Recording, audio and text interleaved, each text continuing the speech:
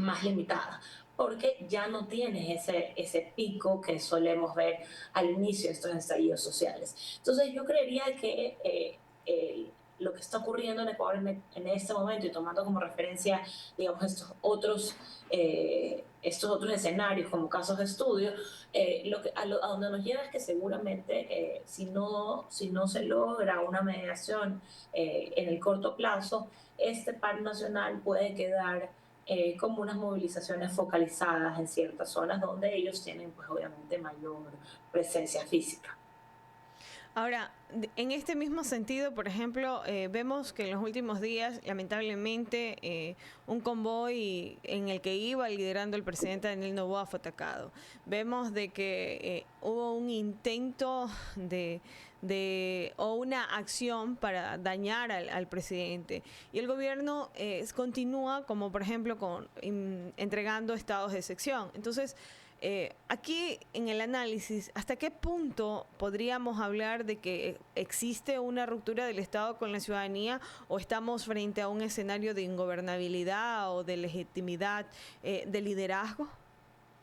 Yo creo que muy difícilmente podríamos hablar de un estado de ingobernabilidad, justamente por lo que mencionábamos hace un momento. El país ha seguido funcionando de manera bastante regular en términos macroeconómicos, en términos microeconómicos. Algo leía sobre el resultado, por ejemplo, económico del feriado y entiendo que las cifras son positivas. Hubo bastante, digamos, turismo interno en este periodo que acaba de pasar. Entonces yo creería que hablar de ingobernabilidad no es real. Hay unos atentados contra, como digo, la institucionalidad, contra el presidente, y yo creo que eso debe ser tratado como un atentado, así como algo que se da por fuera de lo que es permitido por la ley, porque inclusive yo siempre he dicho, es importante el derecho a la movilización, es importante el derecho a la libertad de expresión, es una garantía que el Estado tiene que darle a todos los ciudadanos, pero eso también está normado. Yo creo que es importante entender eso. Es decir,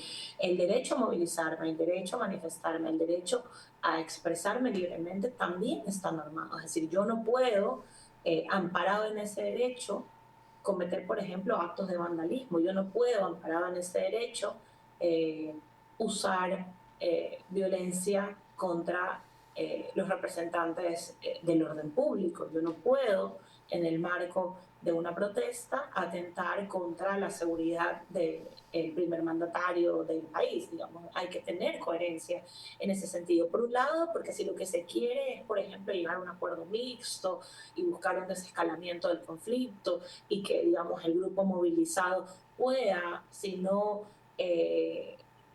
conseguir lo que se ha propuesto, por ejemplo, eliminar el subsidio de la gasolina, pero que por lo menos pueda mediar, digamos, algunas fases de transición o que pueda encontrar estrategias compensatorias para ese grupo particular, debe darse en el marco de la institucionalidad y debe tener la manifestación legitimidad, no solamente por quienes se están manifestando, sino de la opinión pública. Y eso se pierde cuando los actos de violencia, de desorden, de vandalismo, eh, se mezclan con lo que podría ser una manifestación organizada y pacífica. Muchas personas cuestionan, por ejemplo, el presidente de la República, no tanto el presidente, sino más bien el gobierno, de que se haya generado decretos y esto genere la libertad de movilidad y están denunciando de que afecta la libertad de la protesta. ¿Cuál debería ser la situación? Esto no convierte al gobierno en algo peligroso de que se pongan limitantes. Y, por ejemplo, el gobierno del presidente Daniel Noboa, ¿qué representa actualmente? ¿Una renovación política interna en el Ecuador o una continuidad del modelo tradicional? Pero voy respondiendo pregunta por pregunta. La primera, con relación a si es represivo o no el manejo que se está haciendo del paro. Yo creo que el gobierno responde, ¿no? Y tienes que responder en relación a lo que está ocurriendo en el marco de las movilizaciones. Entonces, yo no entiendo que el gobierno ha tenido, digamos, unas intervenciones especialmente represivas. Yo creo que el gobierno ha instalado, obviamente, medidas para contener y eso es importante justamente para garantizar esa gobernabilidad que conversábamos hasta hace un momento, para que el paro no afecte en la medida de lo posible el funcionamiento regular del país. Aún más, y hay otro factor importante, y es que aún más cuando el paro se llama paro nacional, pero no es un paro nacional. Es decir, no es un paro nacional porque no está el Ecuador paralizado, ni siquiera está la sierra paralizada. Entonces, no es posible, digamos, que hablemos efectivamente de un paro nacional en ese sentido. Entonces, me parece que lo que está ocurriendo es eso, es decir, el gobierno responde en relación a lo que observa y a lo que está ocurriendo en el marco de la movilización y se busca obviamente contener, ¿no? Hay que contener y hay que reprimir de tal manera que esto no genere aún más caos, inclusive por la seguridad de los mismos manifestantes. Yo creería eh, que de alguna manera incluso podríamos decir que el gobierno está implementando acciones también de respuesta humanitaria. Es decir, cuando hablo de respuesta en términos de la contención, pero también de respuesta humanitaria. Mientras comenzábamos recordando el convoy humanitario, estaba recordando las alianzas que se han hecho, digamos, con gobiernos para poder llevar ayuda a las provincias que están siendo más afectadas. Es decir, el gobierno ha respondido en los dos sentidos que le es pertinente como gobierno. Y con relación a la segunda pregunta, que tenía que ver con qué representa Daniel Noboa, yo creo que es una ruptura con el modelo tradicional en el sentido justamente en el que busca implementar una hoja de ruta, un proyecto de país que dista de lo que habíamos venido eligiendo como ecuatorianos y que intenta poder implementarlo. Eso me parece que es bastante distinto. Ahora bien, es un gobierno que sigue respondiendo a un modelo democrático en el marco de lo que el modelo democrático y lo que las democracias se pueden entender. Recordámonos que no es una única democracia, sino que hay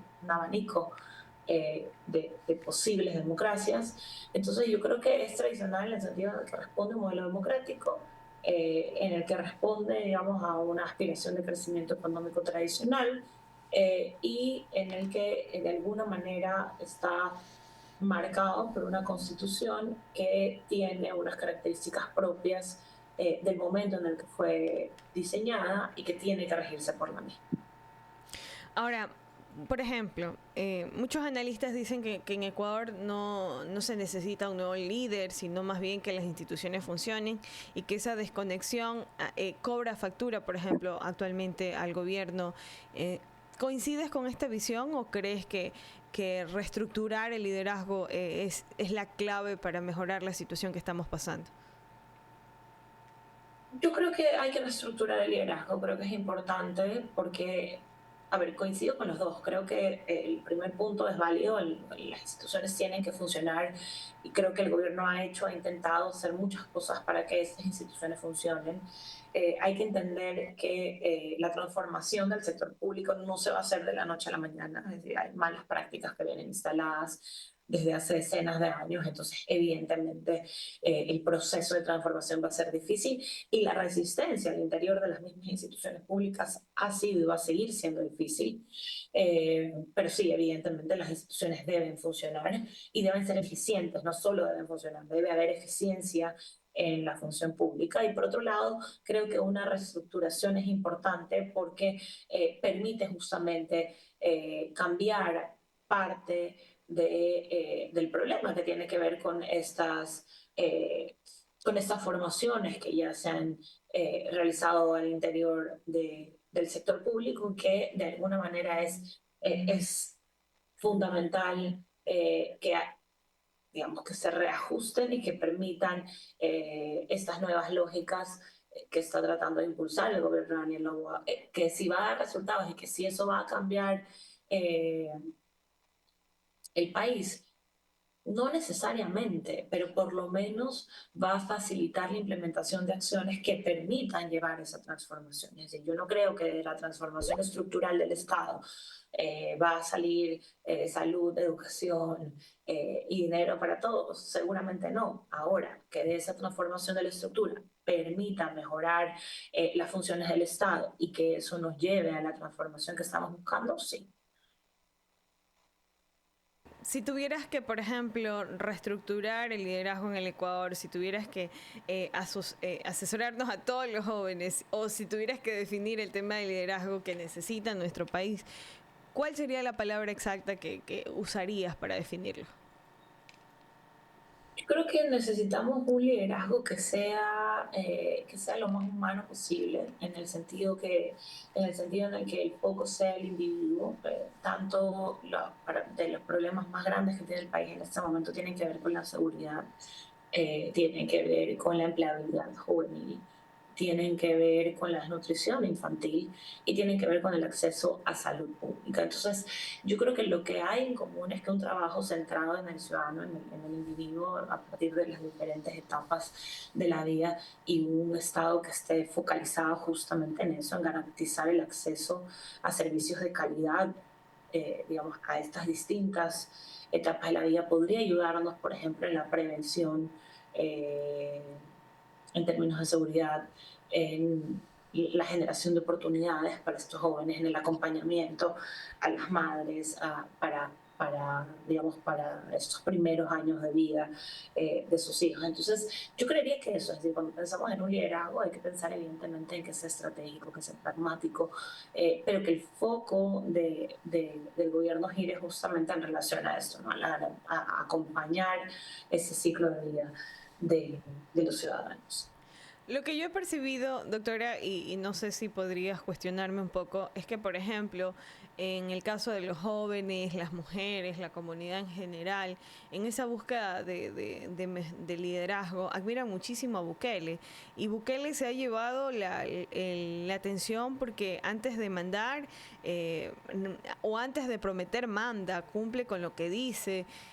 Podríamos decir, y todo el mundo dice, quisiéramos un presidente de El Salvador aquí en el Ecuador, pero ahí vienen otros temas, obviamente, que cuestionan a los presidentes de turnos, que es hasta qué punto el poder puede extenderse con una constitución que no brinda todo el apoyo, con una asamblea que siempre está fragmentada, que parece un mercado y que podemos cuestionarlos porque es terrible, por ejemplo, que ayer una de las noticias que fue tendencia en X era de que una asambleísta había ubicado una imagen que no sabemos si realmente sea así o no sea así, pero lamentablemente la burla, la mofa afecta esa imagen. Y aquí vienen un sinnúmero de situaciones, pero ¿usted está de acuerdo que, por ejemplo, se necesita un líder que antes de mandar represente propuesta, que invite a los jóvenes, a las mujeres a mejorar una gestión pública? Definitivamente, yo estoy de acuerdo. Yo creo que Bukele ha logrado algunas cosas. Ha logrado primero posicionarse como un líder de acciones y un líder, digamos, bastante pragmático. Creo que ha logrado instalarse en la agenda internacional, haciendo alianzas importantes. Eh, el Salvador pre-Bukele en la escena internacional tenía una participación mínima y hoy, por ejemplo, es parte de las conversaciones con actores muy relevantes de la región. Evidentemente, hay algunos temas en el caso de Bukele que tienen que ver justamente con estas garantías en los debidos procesos en el marco de los estados democráticos que han sido y pueden ser cuestionadas. Sin embargo, para mí lo más importante es entender al líder en el contexto, es decir, no podemos sacar a Bukele de la escena donde él está y del momento histórico en el que él llegó. Es decir, recordemos que cuando Bukele empieza este camino hacia la transformación del Estado, y cuando digo el Estado me refiero a la institución, no al país, del Estado democrático salvadoreño en el 2022, Bukele venía de una ola de homicidios imparables de un país que estaba completamente tomado por los diferentes grupos, sí, pandillas y grupos de crimen organizado de El Salvador.